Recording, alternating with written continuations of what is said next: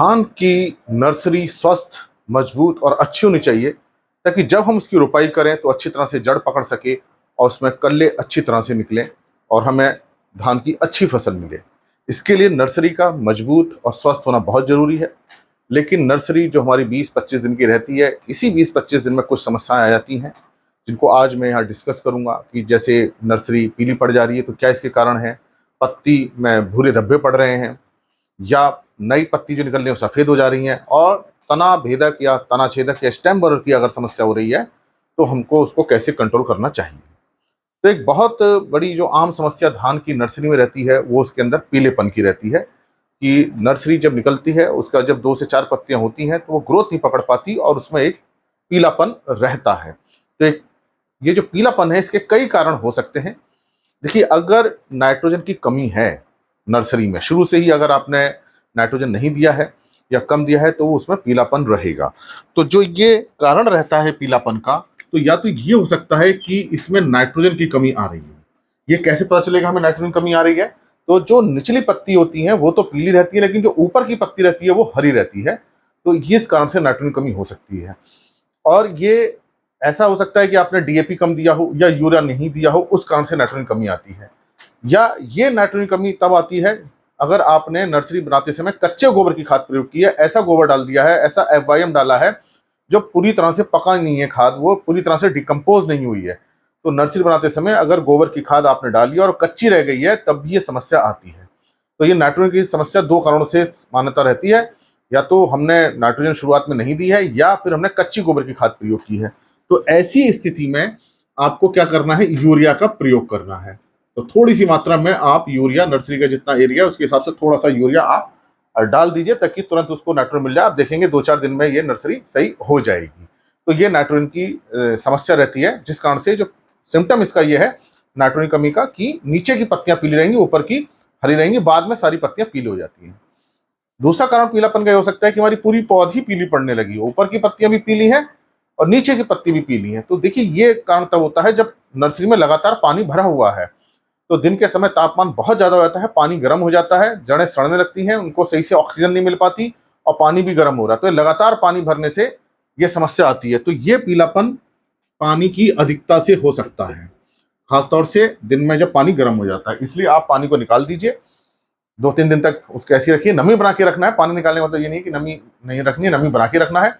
और कोशिश ये करें कि आप शाम के समय सिंचाई करें और सुबह के समय पानी निकाल दें, तो दिन के समय पानी गर्म नहीं हो पाएगा। तो ये समस्या भी देखने को मिलती है, पीलापन का कारण ये रहता है। दूसरी बात करें कि पत्तियों में भूरी भूरी धारियां पड़ने लगती हैं और पौध छोटी रह जाती है। तो आप देखेंगे भूरे भूरे छोटे छोटे धब्बे होते हैं जो बढ़ करके बड़े हो जाते हैं।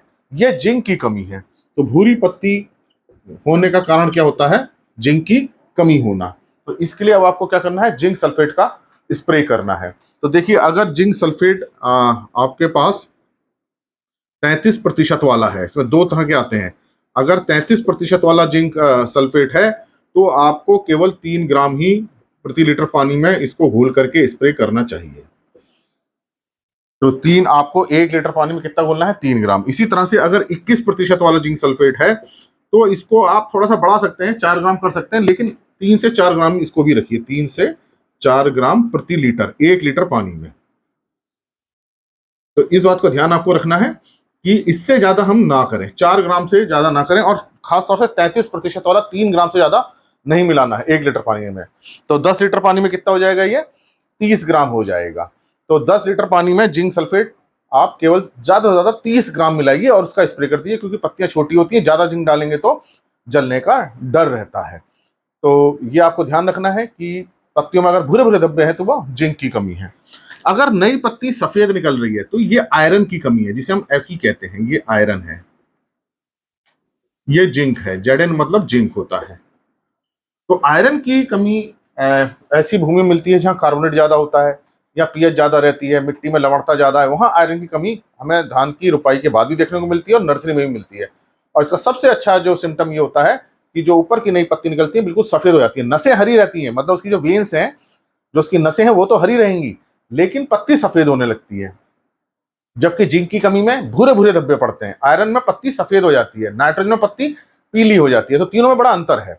नाइट्रोजन में पीली पत्ती होना, जिंक की कमी में भूरापन आना, और आयरन की कमी में लोह जिसे हम कहते हैं उसकी कमी होने से सफेद पड़ने लगती है। तो इसमें आपको क्या करना है, फेरस सल्फेट आता है, फेरस सल्फेट को आपको स्प्रे करना है पानी में घोल करके। ये भी 3 ग्राम प्रति लीटर, जितना ये बताया है जिंक सल्फेट बताया है, ये भी 3 ग्राम प्रति लीटर पानी में आपको घोल करके इसका स्प्रे करना चाहिए। मतलब 10 लीटर पानी में 30 ग्राम, इससे ज्यादा ना घोलें। तो ये आप इससे इसको कंट्रोल कर सकते हैं। फिर बात करते हैं स्टेम बोरर की, जिसे हम तना भेदक या तना छेदक कहते हैं। नर्सरी से आना शुरू हो जाता है। आप इसकी तितली पहचान सकते हैं, इसकी तितली नजर आती है, इसकी सूंडी जो है इसको खाती है और वो पौध हमारी बीच में से सूखने लगती है। तो इसके लिए तना भेदक के लिए हम पे देखिए एक दवा आती है क्लोरएंट्रानिलिप्रोल, उस दवा का प्रयोग कर सकते हैं। क्लोरएंट्रानिलिप्रोल जो कोराजन के नाम से बहुत फेमस है, और भी कई नामों से आती है। तो इसको जो आपको स्प्रे करना है वो 0.5 मिलीलीटर प्रति लीटर पानी में आपको घोल करके इसका स्प्रे करना चाहिए। तो 1 लीटर पानी में 0.5 मिलीलीटर तक इसको दवा को मिलाएं और इसका स्प्रे कर दें। मतलब कि 10 लीटर पानी में कितना हो जाएगा, 5 ml। 10 लीटर पानी में केवल 5 ml को घोल करके इसका स्प्रे करें। क्लोरएंट्रानिलिप्रोल, इस दवा का नाम है क्लोरएंट्रानिलिप्रोल, जो कोराजन के नाम से रहती है। अगर ये दवा नहीं है तो हम पे फिप्रोनिल एक दवा आती है, फिप्रोनिल, इस दवा का भी हम प्रयोग कर सकते हैं। और ये दवा जो हमको 3 मिलीलीटर प्रति लीटर पानी में घोल करके स्प्रे करनी चाहिए। तो किसी एक दवा का आप प्रयोग कर लीजिए, या तो क्लोरएंट्रानिलिप्रोल को दवा को घोल लीजिए, या आप फिप्रोनिल को लीजिए। फिप्रोनिल 1 लीटर पानी में 3 मिलीलीटर घोल के स्प्रे करनी है, जबकि ये क्लोरएंट्रानिलिप्रोल ध्यान रखिए बहुत कम मात्रा में चाहिए होती है। 1 लीटर पानी में केवल 0.5 मिलीलीटर, मतलब ये 10 लीटर में 5 ml घोलनी है और ये 10 लीटर में 30 मिलीलीटर घोलनी है। तो उसका स्प्रे आप नर्सरी में कर देंगे। तो ये जो दवा है क्लोरएंट्रानिलिप्रोल, ये पौधे के अंदर चली जाती है। नर्सरी में आप कर देंगे क्लोरएंट्रानिलिप्रोल को तो पौधे के अंदर जाएगी। रुपाई के बाद भी इसमें तना भेदक की लगने की समस्या कम रहती है, क्योंकि पौधा इस दवाई को सोख लेता है और उसकी पत्तियों में बना रहता है, तने में बना रहता है, जिससे कि संभावना तना भेदक की कम रहती है।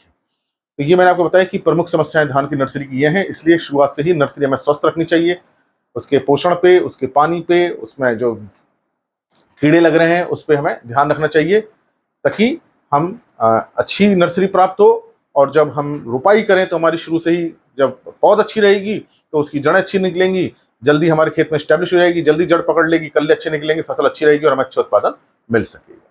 धन्यवाद।